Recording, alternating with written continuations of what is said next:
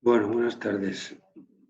Vamos a continuar esta sesión eh, con el asunto de las partes fundamentales del discurso filosófico, cuáles son los temas de los que fundamentalmente se ha ocupado la filosofía.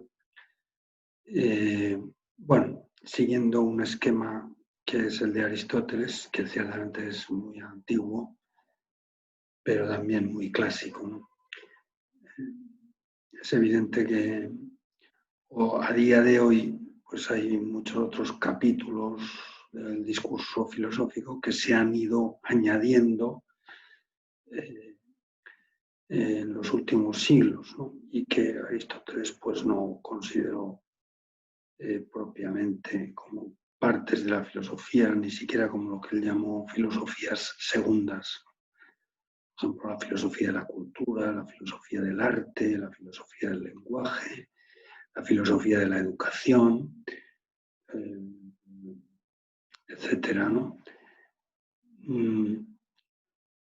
Pero a mí me parece que los capítulos del saber filosófico, tal como aparece en el esquema aristotélico, pues reflejan como las preocupaciones o los problemas cardinales con los que arrancó la discusión filosófica. Bueno, y además es algo también muy propio del estilo de la filosofía, digamos, de la apertura al saber, ¿no? Pues en ese discurso se han ido añadiendo pues otros elementos, otros argumentos, otros temas, nuevas realidades que han ido mereciendo pues el interés, la atención por parte del ser humano y naturalmente también pues la inquietud filosófica, ¿no? Por tanto, con esta limitación, es decir, que se trata de un esquema antiguo que no pretende ni mucho más ser exhaustivo. Ya digo que hoy en día hay otros muchos capítulos del discurso filosófico, pero me parece que sí que refleja este esquema los problemas fundamentales con los que arrancó la filosofía y que, por supuesto, a día de hoy se siguen discutiendo, ¿no? Esto, un filósofo norteamericano se llama Alfred North Whitehead, como se pronuncie eso, pues decía que en el gremio filosófico todo lo que hemos hecho después de Platón no es más que una nota a pie de página de los diálogos de Platón. Realmente uno lee esos diálogos y ahí está, pues, en esencia, por los problemas fundamentales que, ya digo, a día de hoy todavía se siguen discutiendo, ¿no? Digo entre paréntesis, bueno, ya lo mencioné un poco en alguna sesión anterior, ¿no? Una de las cosas quizá, bueno, que más pueden desalentar a la gente que se acerca por primera vez a la filosofía es comprobar que seguimos discutiendo después de 25 siglos por lo mismo que discutía Sócrates con sus amigos, con los colegas, ¿no? Y que está en los diálogos de Platón. Y además sin una perspectiva por lo menos próxima de que esas discusiones se zanjen. Pues cualquiera de ellas puede dar lugar a otros 25 siglos de discusión. Yo creo que el hecho de que en filosofía sea muy difícil encontrar, yo diría que, vamos, puede haber alguna excepción, pero problemas que hayan encontrado una solución definitiva, es decir, una solución que no sea, como decía antes, aporética, ¿no? Sino que en el fondo concite, ¿verdad? Pues un consenso prácticamente universal entre todos los que intervienen en esa discusión, pues prácticamente, vamos, puede haber uno o ninguno, ¿no? Yo comprendo que eso pueda desalentar a más de uno. A mí personalmente me parece muy interesante, entre otras cosas, porque creo que es una discusión tan interesante. Son temas de tal envergadura racional y humana los que se plantean en la discusión filosófica que realmente sería una pena que se acabara esa discusión. Yo entiendo que el objeto de la discusión filosófica no es llegar a una solución definitiva, por supuesto sí que es avanzar, o sea, intentar dar respuestas, ¿no? Pero entiendo que una solución definitiva es prácticamente imposible. Y mucho menos entiendo que el objeto de esa discusión sea lograr algo parecido a un consenso. A mí me parece que si una discusión, en general una discusión racional seria, de temas humanos de envergadura seria, pero mucho más si se trata de una discusión filosófica, se justifica ante todo porque ayude a lograr algo más de claridad sobre las posturas, sobre las opiniones que intervienen en esa discusión. Si la discusión sirve para eso, me parece que presta un servicio impagable. Pero esto es una opinión mía.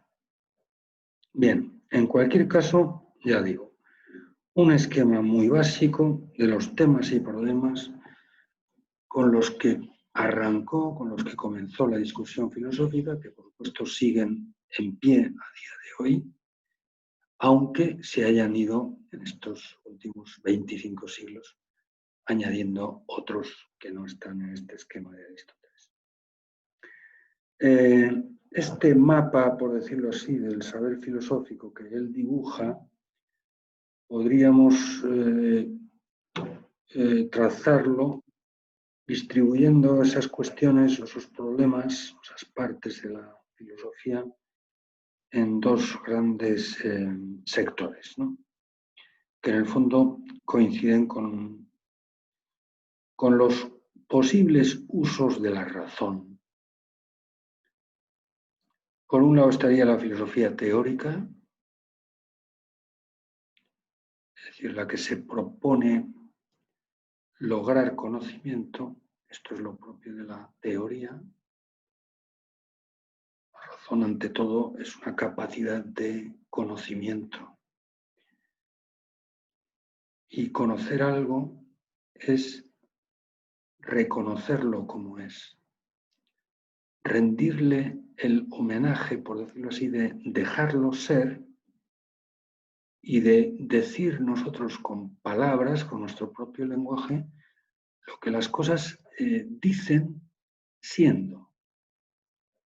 Por lo tanto, ajustarnos a su propio régimen. Decir con fidelidad lo que las cosas son. Y eso es lo que intenta ser la teoría. La palabra teoría procede también del griego, de un verbo griego que es theorein, que significa mirar despacio, mirar despacio. Y esto es lo propio de la teoría. Una mirada despaciosa, atenta, estudiosa, esmerada, en la que la boca, por decirlo así, no se adelanta al oído, como decía Aristóteles, es el oído atento al ser de las cosas. Primero, escucharlas y después tratar de decir nosotros con nuestras propias categorías lo que son, pero no adelantar nuestra verborrea prematura al lenguaje del ser de las cosas. Esta es la actitud con la que nació la filosofía y es lo que en griego se llama teoría. La versión latina del theorein griego es el verbo contemplare, que nosotros traducimos como contemplar y que más o menos viene a significar esto mismo, ¿no? Una actitud de una mirada detenida, despaciosa, atenta, respetuosa. A veces en castellano, al menos en mi país, se emplea la expresión andarse con contemplaciones para referirse a una actitud respetuosa con las cosas y con las personas, naturalmente. Bueno, pues esto que es muy interesante y a mí me parece el invento griego más importante, la herencia, digamos, que ha legado Atenas a la cultura occidental y de la que yo creo que, en cierto modo, toda la cultura occidental ha vivido y sigue viviendo, por lo menos en los aspectos más interesantes de ella, ¿no? Esta actitud respetuosa con la realidad, naturalmente, especialmente respetuosa con esa realidad que son también las otras personas, ¿no? Bien, bueno, pues esto es para lo primero que sirve la razón, para conocer. Evidentemente la razón también se puede usar para otras cosas, para contar, por ejemplo. Hoy en día, por lo menos en Europa, pues hay mucha gente que piensa que la única forma seria de emplear la razón es contar, contar dineros o contar votos o contar los apoyos que puedo lograr, ¿verdad? Pues para medrar más o sencillamente contar pues los golpes que le da el ratón a la palanca dentro de la famosa caja negra de Skinner, ¿no? Bueno, pues sin duda eso pueden ser maneras muy legítimas de emplear la razón, pero yo creo que quien piensa que la razón solamente se puede usar en serio de esas, básicamente de esas tres formas, pues me parece que tiene un concepto de la razón muy pobre, ¿no? Si el hombre, como ser racional, solamente pudiera emplear en serio la razón para esas tres cosas, no habría una diferencia muy sustantiva entre ser humano y ser un mono con pantalones.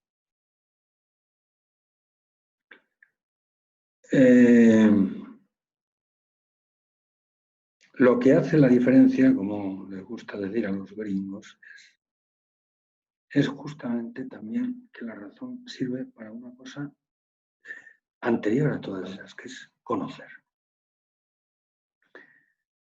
Bien, pues el uso teórico de la razón da lugar pues a todos los capítulos que forman parte de la filosofía teórica.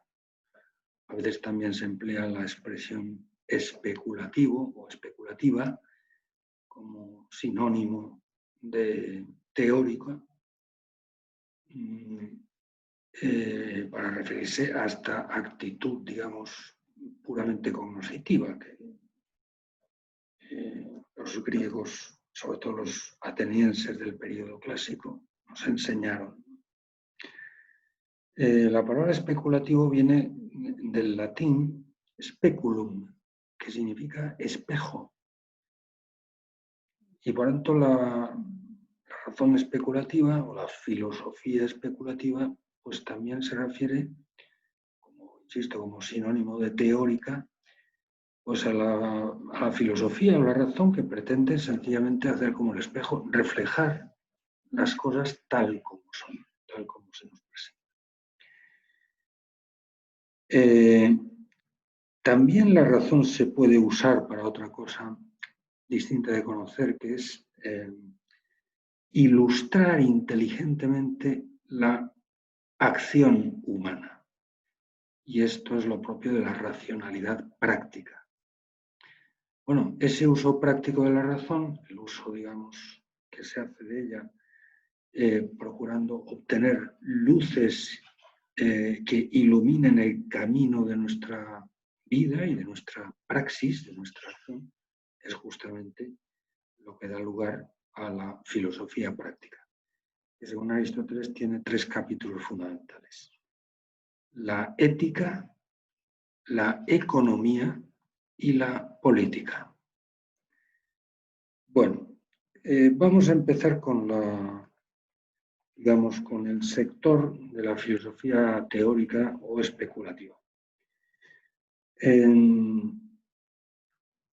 Dentro de este sector, a su vez, para Aristóteles hay como tres grandes capítulos, ¿no?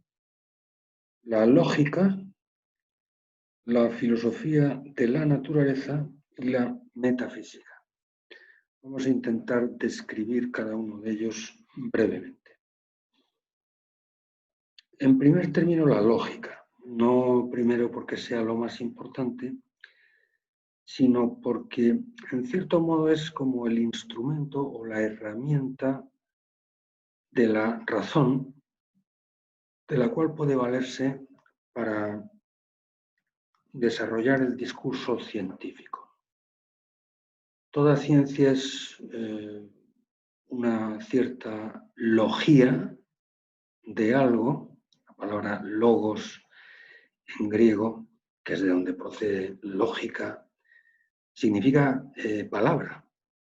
Es la sustantivación de un verbo que es legein, que significa decir. Bueno, pues el rendimiento del decir es justamente la palabra. Eso es el logos. En griego, así como también en latín, la palabra verbum, no se refiere solamente a la palabra, digamos, a la expresión lingüística, sino también a la palabra interior, al concepto.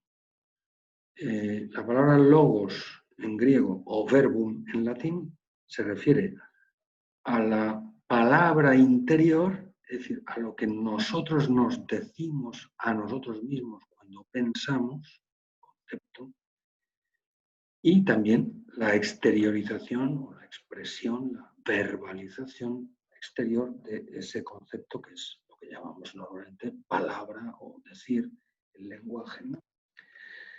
Bien, pues en cierto modo toda ciencia es un decir, o sea, un discurso racional que tiene que versar sobre algo, ¿no? Ya digo que toda ciencia es una logía, un discurso racional sobre el tema del que trate cada ciencia, ¿no? Si se trata de la antropología, pues son logos, discurso racional sobre el hombre, anthropos. Si es sociología, pues un discurso racional sobre la sociedad. Si es biología, pues un discurso racional, logos, sobre la vida. Si es teología, sobre Dios, etc. Bueno, pues la lógica lo que intenta es ser, por decirlo así, el prólogo del logos en el que la ciencia consiste. Es decir, ser la herramienta de la que la razón puede disponer, pues para construir ese producto tan singular, tan especial de la razón humana, que es la demostración científica. En alguna de las sesiones anteriores ya veíamos, también de la mano de Aristóteles, que la ciencia tiene que demostrar. O sea, la ciencia es él dice que es conocimiento cierto por causas. Por tanto, un conocimiento que produce una certeza demostrativa, una certeza no solamente del qué, sino del por qué de aquello que conocemos, ¿no? Bueno, pues obtener un resultado, digamos, tan específico, un producto tan peculiar como es una demostración científica, exige grandes cautelas, exige discurrir rigurosamente, no arbitrariamente, de acuerdo con una serie de reglas que son muy complejas y que Aristóteles preceptúa en sus libros de lógica. Por cierto que el conjunto de las obras de lógica de Aristóteles, que es probablemente el autor más importante de toda la lógica universal, es el que protocolizó, digamos, el razonamiento científico de una manera más completa, pues es fundamentalmente la teoría del silogismo, es decir, la teoría del discurso demostrativo. El discurso cuyo resultado es una evidencia mediata, es decir, una evidencia a la que llegamos, pero a partir de otras cosas que nos son más cercanas, ¿no? Las premisas que nos llevan a una conclusión. Pero como resultado, digamos, de esas premisas, ¿no? Una conclusión no se sigue de cualquier premisa. Y además, o sea, no solamente la materialidad de las premisas, sino la estructuración, la articulación lógica de las premisas dentro de un argumento es fundamental para que de ellas pueda concluirse, inferirse de forma legítima una conclusión, ¿no? Bueno, pues la teoría del silogismo demostrativo, que está desarrollada en los libros de lógica más importantes de Aristóteles, llamados analíticos, los primeros y los segundos analíticos, pues pretende ser eso, un protocolo, una reglamentación de cómo tiene que discurrir la razón para obtener un producto tan específico, ya digo, como es una demostración, es decir, un argumento que produzca evidencias a las que llegamos a partir de unas premisas.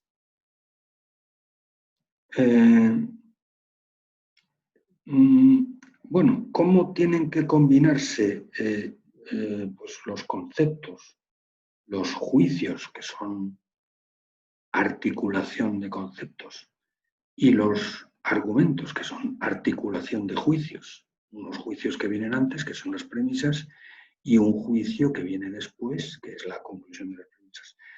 Todos esos actos de la inteligencia, del logos, de la razón, del decir racional humano, pues cómo tienen que combinarse para producir la ciencia, argumentación demostrativa. Este es el asunto fundamental de la lógica, que los aristotélicos entienden que además de ciencia es arte, es una técnica. Y además una técnica que se ha ido depurando con el tiempo también a base de, por decirlo así, de rectificar los errores, ¿no? La razón humana, no tanto por ser razón, sino por ser humana, pues es falible. Es una capacidad de conocimiento, por supuesto, y si es capacidad de conocimiento tiene que ser capaz de verdad. Pero en la medida en que es humana y el ser humano es un ser limitado, pues es falible, o sea, puede dar un mal paso en su discurso. Bueno, de todas las experiencias de malos pasos, o sea, de haber metido la pata, como se dice en mi tierra, y sobre todo de la experiencia de haberla sacado, o sea, de haber rectificado un error, pues también, en cierto modo, es la experiencia fundamental que da lugar a la lógica. Es muy curioso que uno de los libros del órganon de Aristóteles, digamos, del conjunto de las obras de lógica que Aristóteles dedica a la lógica, órganon en griego es lo mismo que instrumentum en latín, es decir, el instrumento, la herramienta de la que se vale la razón, ya digo, pues para elaborar el discurso científico demostrativo. Pues uno de esos libros, muy significativo, se llama Argumentos Sofísticos, y es un elenco bastante exhaustivo de todas las formas en las que la razón puede engañarse, o sea, puede meter la pata, puede dar un mal paso. Y eso es, pues, un sofisma, o sea, un argumento que tiene la apariencia de ser un argumento demostrativo,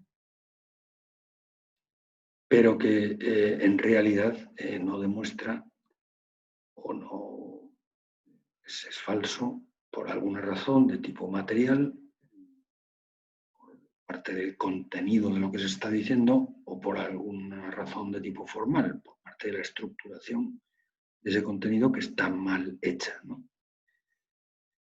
Bien, en cualquier caso, ya digo, este es el tema fundamental de la lógica, cómo discurrir bien para producir la argumentación científica y también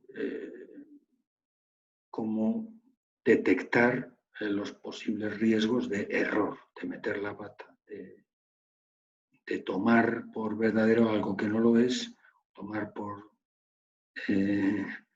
argumentación lo que no es otra cosa que un sofisma. Bien, naturalmente que hay otras formas de racionalidad, hay otras maneras de emplear la razón. Por ejemplo, Aristóteles habla mucho de la retórica, ¿no? El discurso retórico, a diferencia de lo que él llama el discurso dialéctico o erístico, que es el que se propone demostrar, propiamente la retórica no se propone demostrar, sino mostrar de forma persuasiva un argumento. Ese es el arte de la retórica, el arte de adornar un argumento para que sea convincente. Bueno, pues eso es otra forma de racionalidad, por supuesto, que no es propiamente científica, es la racionalidad, digamos, del discurso político, por ejemplo, o de muchos otros discursos que lo que pretenden es persuadir, o sea, mover a las personas para que actúen de una forma determinada. Y naturalmente luego está todo el discurso poético, narrativo, literario, mítico. También hay un protocolo, por decirlo así, de la racionalidad narrativa o mitológica, es decir, la racionalidad que cuenta historias, a veces, como pasa en la literatura y el mito, pues con historias inventadas, ficticias. Pero si las cuenta bien, también es una forma de racionalidad muy profunda y que puede descender a estratos muy sensibles y muy neurálgicos de la realidad, a los que quizá muy difícilmente llega incluso la ciencia, ¿no? Esto es una cosa curiosa y Aristóteles la tenía muy clara. O sea, la racionalidad científica no es la forma prototípica de usar la razón, es una entre otras. Por supuesto, tiene grandes ventajas, pero también tiene otras ventajas distintas, pero ventajas por la racionalidad retórica y la racionalidad narrativa, mítica, artística, literaria, etc. Muy bien, pues ya lo dejo aquí. En la siguiente sesión entraremos con la filosofía de la naturaleza, que es el segundo capítulo dentro de la filosofía teórica o especulativa. Hasta ahora.